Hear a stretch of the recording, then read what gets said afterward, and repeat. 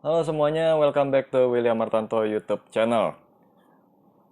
Eh, gue lupa opening kita, tapi ya udahlah. Sepertinya kalian juga udah tahu kalau channel ini ya channel random yang bahasnya cuman bahasannya kalau lagi ada aja, kalau lagi nggak ada ya nggak kita bahas. Tapi seperti yang kalian mungkin udah tahu dan kalian mungkin udah kepikiran bahwa video ini memang pasti saya upload juga, yaitu karena di Instagram WH Project Official kita ada post tentang satu saham yang butuh perhatian. Jadi saham ini lagi turun, dan itu sebenarnya saham turun adalah saham yang butuh perhatian karena terbaliknya orang kalau di market, stock market, itu saham turun dicuekin pas udah naik baru mulai kenal. Tapi saham yang lagi turun tuh sepertinya mengajarkan kita seperti sebuah nilai moral, yaitu merendah kelas sampai pada waktunya lu dinaikkan dan orang mau tahu lu siapa, baru tahu lu berharga gitu kan. Nah jadi di saham ini lagi turun, buat saya ini penting untuk diperhatikan. And jujur aja saya juga watchlist. Belum punya, tapi watchlist. Karena saya melihat belum layak dibeli. Cuman nanti kita akan bahas kira-kira bagaimana ya persiapannya. Kira-kira kita mau ambil di harga berapa. Itu pun saya tetap akan mengatakan disclaimer sederhana, yaitu kalau karena info di sini video gak up to date, jadi mungkin aja saya nggak akan update video baru, malah udah keburu sibuk trading dan lain-lain. Jadi ini sifatnya data tambahan, kalian mesti ikutan strategi, bikin strategi trading sendiri gitu ya. Jadi jangan pernah telan mentah-mentah. Tambahin sekalian punya informasi sendiri, karena mungkin aja ada yang saya nggak tahu. Kayak waktu video saya yang berapa gitu, ada yang tambahin link berita ini pak beritanya. Oke, saya thank you sama dia karena saya nggak tahu ada berita kayak begitu. Anyway, ini hari Sabtu 16 Januari 2021. Dan saya seperti biasanya bikin video malam, makhluk nokturnal memang gitu. Jadi memang kebetulan baru ada kesempatan doang sih, biasanya sibuk gitu kan. Dan weekend ini kalau kalian nggak kemana-mana dan memang lagi masa pandemi nggak bisa keluar, better lebih produktif dengan main-main ke Instagram saya. Di besok, Minggu 17 Januari 2021, jam 4 sore, saya sama Alin Maja, yang mana itu news anchor dari CNBC Indonesia, tapi ini bukan khusus ditayangkan di CNBC. Kami akan mengadakan IG Live tentang strategi volume trading. Volume trading itu apa? Yang pasti kayaknya nggak akan sebatas cuma ngeliatin volume di chart, yang mana teorinya pasti udah banyak banget, tapi kita juga ngeliat volume dari sisi broker summary, karena ya nanti kalian mampir lah. Kalau mau tahu, nanti link Instagramnya udah saya taruh di bawah. Follow gak follow, it's up to you gitu ya. Tapi kita akan IG live dan kalian bisa serap ilmunya. First learn and then remove the L, biar jadi earn. Merendah sampai pada waktu dinaikkan, yang pasti saya juga nggak tahu kapan saham ini akan dinaikkan. Tapi kalau bicara sedikit tentang gambaran perusahaannya, kalian pasti juga pernah pakai, dan mungkin abis ini kalau kalian mau tidur dan besok sikat gigi mungkin pakai produknya dia, atau mandi juga mungkin masih pakai produknya dia. Yang mana kita mungkin sebagian dari kalian, maksud saya udah ada bayangan saya mau ngomongin saham apa. Entah karena memang udah lihat di Instagramnya atau masih tebak-tebak, yaitu saham Unilever atau UNVR. Jadi ini saham, ya kalau kata orang, sektor consumer itu defensif di kala crash, karena semiskin apapun orang tetap makan. Yes, bener gitu ya. Mau bilang nggak ada duit, pasti tetap makan juga, tetap ada konsumsinya. Bahkan dalam ilmu-ilmu ekonomi pun, konsumsi yang absolut gitu ya, yang tetap pasti ada, itu akan tetap dihitung. Jadi ibaratnya mau kondisi sejelek apapun, mau kantong setipis apapun, orang akan tetap beli makan. Kalau nggak makan mati gitu kan, simple banget ya. Jadi Unilever secara bisnis, ya consumer goods, nggak usah ditanya. Dan saya juga nggak tahu paham fundamental. Tapi kalau misalnya dibilang valuasi, setahu saya ini mahal. Dan ya syukurin aja, karena kalau yang big caps gitu valuasi murah justru harus ditanyakan. Masih bagus nggak bisnisnya? Kalau nilainya premium, ya kayak saham bank lah, nggak premium justru malah aneh. Jadi barang mahal yang memang mahal secara kualitas juga. Tapi ternyata saya cerita sedikit dulu, ternyata saham ini setelah crash malah jadi crash duluan. Jadi dia sempat, ya seperti yang kita tahu, market tuh Maret 2020 mulai mencapai bottomnya semua, lalu naik ya harganya. Unilever termasuk yang mengalami penguatan. Sekitaran bulan Maret itu harganya di 5 ribuan, sempat naik sampai 9 ribu, tapi nggak nyampe 9 ribu sih, hampir ke 9 ribu. Dan turun sampai sekarang saat video ini buat, harga penutupannya ada pada 6.950. Malah di bawah 7.000. Jadi kalau misal orang bilang pulih setelah crash, kok yang ini malah kayak punya tren sendiri yang ke bawah. IHSG naik, ini nggak sejalan maksudnya. Jadi memang benar fakta bahwa IHSG mau warnanya apa, saham yang lu pilih menentukan nasib portofolio sendiri. Jangan bilang market naik, beli apa aja naik. Beli aja Unilever pasti bisa bantah sendiri teori itu. Oke, jadi kalau saham turun, itu buat saya menarik. Karena kalau ngejar yang udah naik, ya gampang banget, cuman tetap saya ingetin jangan karena saham naik lalu membenarkan diri untuk nyangkut. Even beli ketinggian pun sesekali mungkin harus short gitu ya. Jadi jual, tangkap lagi di bawah atau saham yang sama. Misalnya saya udah sempat jalanin teori ini, metode ini maksud saya, kayaknya teorinya nggak ada sih. Jadi saya sempat jalanin ini juga, saya rekomendasikan ke klien. Waktu itu saham konstruksi, Waskita kalau nggak salah ya. Saya ajak beli, ternyata 2 hari turun dulu. Karena padahal kita lihat di screening ada akumulasinya juga. Ternyata turun dulu. Apa yang saya dapat ya biasa. Kalau orang kalau turun pasti agak-agak nyakitin ngomong. Wah padahal saya udah ikut kok malah nyangkut. Atau pagi Pak Wil, sahamnya belum naik. Oke fine, nggak apa-apa. Tapi kan seperti yang kita tahu pada tanggal 15 Januari kemarin Waskita itu naiknya lumayan keren. 1.800 sekian lewat. Dan itu udah ngelewatin atau ya melewati dari target price yang saya kasih 1.800 mulainya. Tapi ya intinya tercapai lah. Ketika udah tercapai, rasa happy-nya di saya malah udah nggak ada. Karena udah keburu digituin duluan. But it's okay lah kalau emang kita rekomendasi, kalau orang untung ya seneng aja sih. Oke, kita akan mulai bahas Unilever.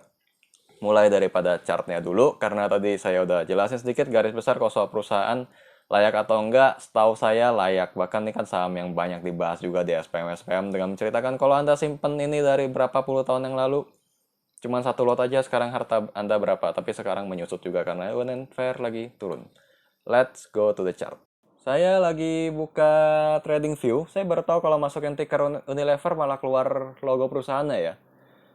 Oke, kita akan mulai buka chartnya. Ini saya sengaja munculin indikator Bollinger Band karena untuk memperlihatkan kalian, saya kan pernah bikin vlog juga tentang Bollinger Band ya, gimana metodenya kalau lagi turun, beli bawah, jual tengah, kena banget saat ini.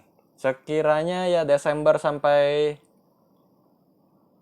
Januari kemarin, itu berlaku banget aturan beli di bawah alias lower band, jual di tengah alias middle band, yang mana juga MA20 kalau kalian nggak ganti angkanya.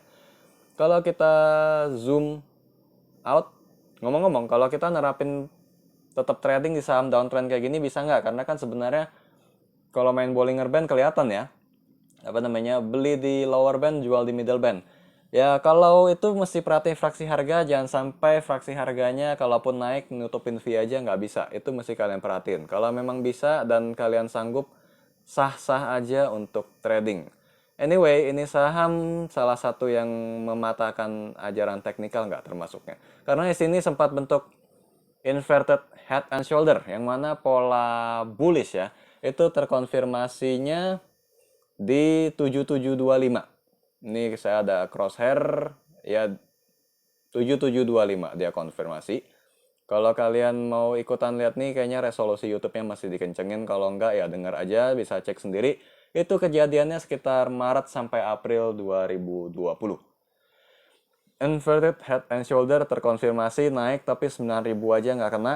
Kurang lebih 8.800 sekian, dan itu adalah awal mula dia menurun sampai hari ini. Kelihatannya sih cuma 1000-an poin, tapi kalau secara persentase lumayan berasa juga. Jadi jangan pernah anggap remeh dengan angka, tapi lihat itu berapa persen. Trader suka nggak perhatiin. Kadang cuma lihat berapa poin belinya saham-saham gorengan. Padahal persentase itu yang paling mukul dan juga yang paling angkat. Di situ juga saya udah kasih gambar kotak. Jadi saya udah setting duluan di sini supaya pas saya bikin record di HP udah nggak repot. Sedangkan posisi harga saat ini di 6950. Jadi saya sih kalau pribadi mengincar area yang di dalam box. Itu estimasinya di sekitar 6.600 sampai dengan 6.800 ya. Kita incernya di sekitar situ, di shoulder bawahnya, di kedua shoulder yang dibikin itulah. Jadi kalau memang mau turun, harapannya sampai di situ bisa udahan. Menarik juga buat saya adalah volume yang meninggi saat lagi turun.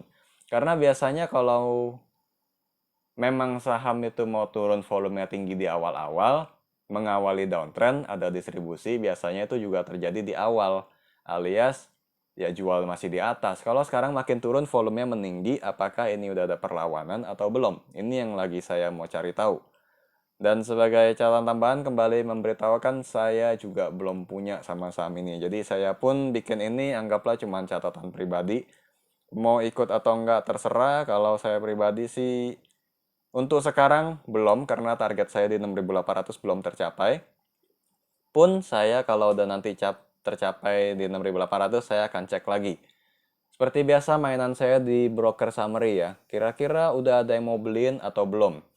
Nah, bicara tentang volume, tadi kan saya ada ceritain tentang acara besok gitu ya. Kita coba di crosshair di sini tanggal 29 Mei 2020 di mana chart Unilever ini volume lagi kenceng-kencengnya. Dimana kalau dalam teori volume tuh ya, kalau volume kenceng maka itu the beginning of a trend gitu ya.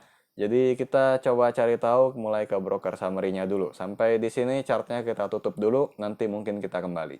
Nah, hari ini saya pakai lagi aplikasi Post Mobile 4 di bagian Akum and Dis, yang mana sebenarnya sih broker summary. Ini masih di ADI. Saya ganti dulu ke UNVR ya. UNVR, ini dia. Tadi di tanggal 29 Mei 2020 ya. Jadi kita mundur dulu setahun tanggal 29.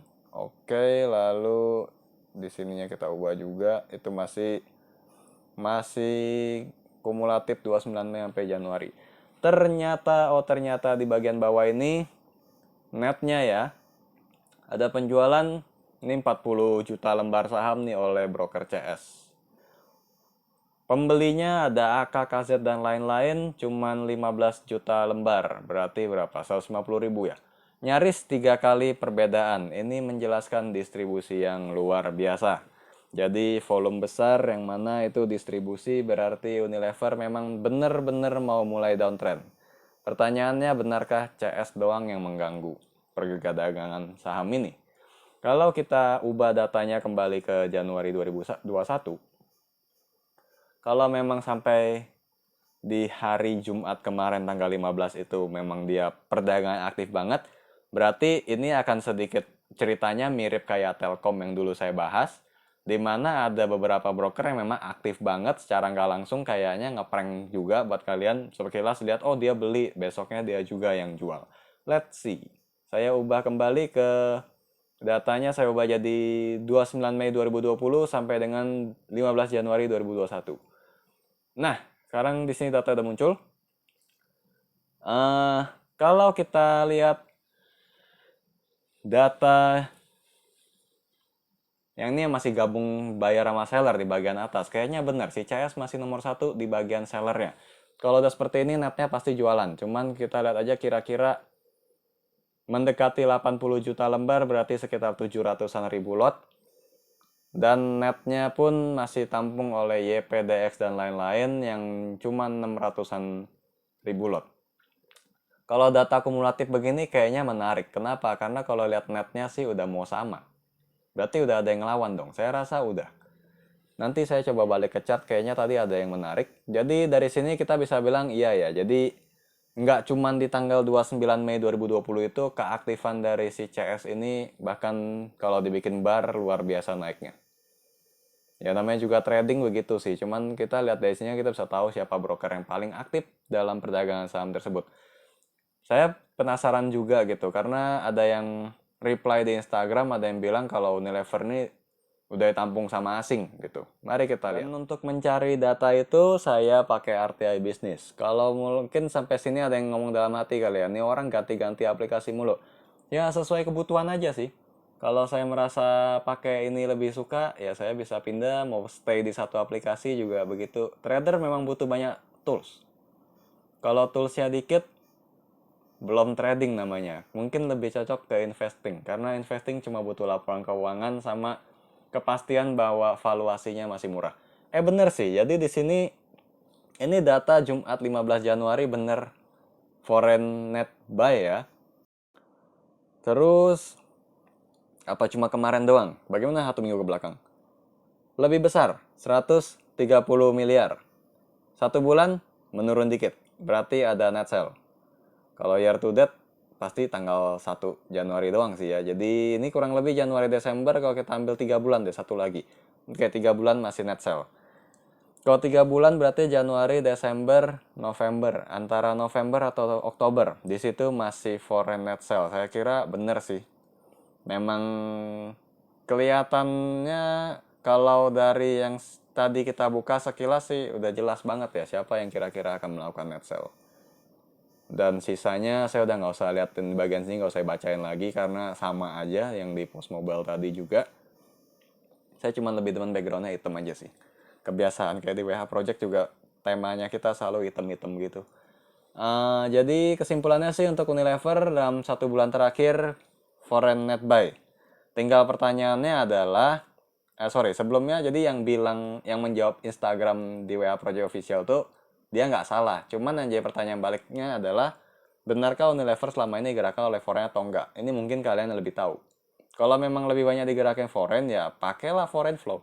Nggak apa-apa. Gitu ya. Kalau memang saham itu banyak digerakkan oleh foreign, maka foreignnya yang mesti perhatiin. Karena mereka yang akan jadi trigger atau driver dari pergerakan Unilever. Dan sebenarnya kayaknya Unilever kalau dari EPS itu stabil banget ya 2020. Ya bukti nyata memang kalau consumer goods itu akan selalu hidup walaupun mau kondisi seperti apapun. Dividen juga kayaknya masih ngasih deh. Ya 1,55% doang yieldnya, kecil sih. Kalau untuk valuasi kembali menggunakan premium itu pasti. Saya juga ya sedasar-dasarnya saya ngerti fundamental per PBV aja kalau nggak bisa baca kebangetan. Menarik ya, jadi kalau lihat EPS growth sih itu, growing sih, jadi termasuk growth stock. Saya pribadi kalau nilai-nilai EPS saya suka sih saham kayak gitu. Cuman saya udah lama nggak long term investing juga. Dan era pandemi begini suka ada kejadian gagal bayar segala macam, jadi saya agak males gitu. Kayak percayakan duit ke perusahaan orang, tapi kita juga tahu situasi ekonomi lagi nggak mendukung banget. Kayaknya ninggalin seminggu aja kalau saya pribadi agak nggak tenang. Ini mungkin memang bukan mental investor sih. Jadi kalau untuk Unilever tadi, saya merasa ini tetap perlu jadi watchlist. Jadi setelah melihat ternyata IPS dia segala macam bagus, cuman karena kemarin ada berita kalah sama yang orang tua itu ya. Tapi kan turunnya juga udah dari bulan Mei dan kita udah lihat memang udah ada distribusi besar di sana. Jadi apakah efek berita? Saya rasa enggak. Nanti kita akan ke chart lagi untuk melihat bagian yang lebih menarik karena akhirnya saya menemukan sesuatu yang perlu jadi ya semacam strategi yang bisa kalian ikut perhatikan juga in case mau Unilever juga. Kan sekarang market lagi agak turun sih 2 hari terakhir. Tapi kan saham yang masih naik juga masih ada aja kayak Tins, Nickel, lalu Antam, Minco masih naik gak ya? Nggak tahu sih. Kalau masih naik mungkin kalian masih sekitaran saham-saham seperti itu. Ya jadi mungkin aja saham seperti ini malah nggak tertarik. Gitu ya. Kalau memang masih punya posisi, masih mau suka saham yang lain, then it's okay. Ikutin aja suara hati, mau yang mana, yang penting bisa ngikutin. Ending-endingnya ya seperti biasa, harus bisa, asal bisa cuan aja lah, nggak harus banget ya. Kalau asalkan trading sesekali cut loss, asal hasil akhirnya tetap masih cuan sih ya udah bagus. Balik ke chart Unilever. Jadi ini bagian yang cukup menarik buat saya. Volume yang meninggi kembali justru di akhir-akhir ini. Pastinya sekarang ini udah ada 2 teori. Volume yang membesar karena aksi panic sell efek berita. Atau teori yang versi saya adalah volume yang membesar karena udah ada perlawanan. Ya dong, karena volume itu kan sebenarnya kalau yang di chart itu udah gabungan beli sama jual. Jadi kalau volumenya terlihat 100.000 lot, mungkin aja karena ada yang beli 50.000 lot, dan ada yang jual 50.000 lot. Itu sih pasti maksud saya. Cuman apakah dominan beli atau jual? Ini yang jadi tanda tanya dan saya pribadi cukup penasaran. Dan mungkin itu juga yang bikin orang mulai tertarik ya. Karena kan di 1 bulan terakhir ini mulai ada foreign net buy. Ya kembali saya ingatkan, saya nggak tahu Unilever ini dominan di asing atau enggak. Cuman saya akan kembali fokus pada trading plan saya, yaitu nungguin dia di sekitar 6.800 sampai dengan 6.600. Saya expect-nya sih bottom-nya di situ. Gitu ya. Kalau misalnya nanti lewat, kalau bisa sempat update, entah saya jadiin video lagi atau saya tulis di website saya di waproject.com. Nanti lihat aja, kalau memang recommended sih kita pasang. Cuman ini setidaknya menjawab ya buat kalian yang lagi perhatiin juga Unilever. Kondisi yang terjadi ya pertama tadi dari broker summary jelas terdistribusi. Gitu ya. Itu juga cara lihatnya dan dimulainya itu pada 29 Mei 2020. Terjadi sampai hari ini masih turun. Nah, kira-kira mau tunggu naiknya gimana? Kita zoom sedikit. Jadi di sini ada Bollinger Band-nya, apa saya hapus dulu aja ya. Cuman jadinya hilang sih apa namanya moving average-nya. Coba saya gambar dulu. F di bagian indikator, searching moving average. Oke, ini udah kepasang. Kita setting ke periodnya 20. Dengan style warna kita bedain aja jadi hitam. Gitu ya. Oke. Kalau sinyal buy yang paling gampang itu kan Golden Cross MA5 sama MA20. Yang mana di sini juga kejadian nih ada Golden Cross sekali. Memang harga Unilever sempat naik ke 8.400, lewat dikit sempat ya, jadi ya 8.500 kayaknya pernah. Habis itu baru Dead Cross turun lagi sampai hari ini belum pernah Golden Cross lagi. Jadi memang kalau misalnya mau ikutan saya watchlist di sekitar 6.800, in case saya nggak update jadi nggak ada info lebih lanjut, kalian harus pastikan nanti terjadi Golden Cross. Kalau ciri-ciri saham jenuh dan memang sudah mulai diakumulasi, mestinya kan sideways dulu habis turun. Jadi masih ada kesempatan untuk beli, sebenarnya kan begitu. Jadi nanti kita akan amati sendiri, bersama maksud saya, akan kalian lihat sendiri juga sih. Untuk Unilever ini, apakah setelah menurun nanti dia mulai terkonsolidasi atau enggak? Itu bagian paling menariknya. Kalau udah mulai konsolidasi, volume mulai stabil, who knows ada big fund masuk. Kita juga belum tahu sampai sejauh ini. Saya belum cek juga. Nah, jadi ciri-cirinya pastiin ada Golden Cross dulu. Kayak sekarang belum ada loh. Biar kata beberapa kali dia naik di atas MA20, itu tidak memperlihatkan adanya Golden Cross. Dan closingnya kalaupun mendekati gitu, MA5 sama MA20-nya berdekatan, nempel. Nggak crossing, tapi sorenya langsung diturunin. Ini jelas banget fake signalnya parah kayak begini. Jadi pastikan crossing dengan candlestick di atas crossingannya dulu dah, baru bisa kita bilang Unilever tuh mungkin mulai sinyal uptrendnya. Dan dari MACD juga jelas banget ya, sampai minus 100 itu parah banget. Ya kayak indikator yang oversold, tapi over daripada oversold juga. Jadi inilah kenapa saya bilang menarik, dia akan merendah terus dan mungkin dibully terus sama beberapa orang. IHSG naik, ini malah nyungsep. Tapi one day sekali ya dinaikin pasti rame juga. Nah, jadi kira-kira apa yang bisa kita simpulkan tadi? Selain cuman dari watchlist doang. Maksud saya taruh watchlist. Ya wajib sih kalau saham turun taruh watchlist. Kalau ngubur yang naik, serem. Itu pasti. Sebagian dari kalian juga pasti sepemikiran lah. Kalau yang trader yang suka nyari momentum tuh demennya saham-saham yang belum naik. Jadi kalau dibilang wajib watchlist, ya wajib. Lalu soal distribusinya, memang tadi kita lihat net sell terbesarnya itu dari brokernya yang tadi. Tapi bukan berarti harus tunggu dia yang beli baru bisa naik. Ingat, dia pun tadi juga aktif jual, aktif beli. Walaupun hasil akhirnya dia juga yang masih net sell. Jadi nggak perlu acuan ke kode broker, cuman jadi tadi kita tahu memang terdistribusinya oleh siapa. Tapi nanti bayarnya bisa beda lagi. Ya. Jadi kalau masih bingung tentang broker summary itu dan saya juga belum sempat bikin cara, belum ngajarin ya maksud saya, ya cek di grafiknya aja dulu. Pastiin memang technical dia masih atau sudah membentuk sinyal yang oke dulu. Daripada yang kayak tadi, kelihatan mau crossing ternyata closing atau penutupannya tuh candlestick-nya di bawah MA terus. Ya kayak nilai sekolah aja kalau di bawah rata-rata kan dianggap anak itu nggak belajar gitu ya, atau nggak bagus gitu kan. Jadi kalau harga aja di bawah rata-rata terus, bagaimana kita bisa bilang itu mau downtrend? Terlepas dari salah ya, mau bagaimana kita mau bilang itu mau uptrend? Terlepas dari segala berita maupun sentimen lainnya yang kita belum tahu persisnya. Dan kalau udah lagi downtrend, keluar berita yang jelek-jelek gitu, justru tetap jadi menarik. Karena kalau ada sell on news, berarti harusnya ada buy on news juga. Pikiran saya sih begitu ya. Jadi, ya so far, ini masih watchlist. Saya belum bisa simpulkan banyak-banyak. Belum bisa kasih rekomendasi buy juga. Kecuali mungkin kalau udah turun di 6.800. Itu pun masih perlu pengamatan lebih lanjut. Kalau mau kur-kur pakai rasio-rasio, ya mungkin dapatnya di angka yang beda atau sama. Cuman saya nggak terlalu suka kaku sama teori lalu bilang kalau nyampe di sana langsung buy, nggak begitu juga ya. Atau kalau kita resisten ngotot di resisten doang, belum tentu kena, tahu-tahu di bawahnya dikit atau toel 1-2 lot doang terus turun lagi, itu kan resiko yang pasti terjadi punya di market. Jadi belum ada kesimpulan atau kepastian yang bisa diambil saat ini untuk Unilever. Yang pasti bisa kita katakan di sini adalah saham ini butuh untuk diperhatikan.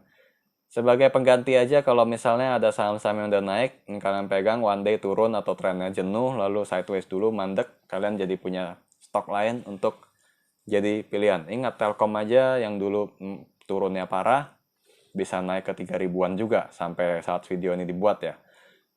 Kalau Telkom aja bisa, dan Bumi aja bisa dari gocap naik ke 100, masa Unilever nggak bisa? Tinggal timingnya aja yang perlu kita cari tahu. Ya, jadi itu aja deh kira-kira dari saya untuk Unilever. Nanti kalau ada kesempatan bisa kita upload di web, biar nggak usah diserba video juga lah, ngomongnya kepanjangan juga. Nanti kita bisa cari sinyalnya sama-sama kalau sempat saya update, biar kita bisa profit sama-sama di saham ini. Oke, itu aja. Jangan lupa watchlist. See you again.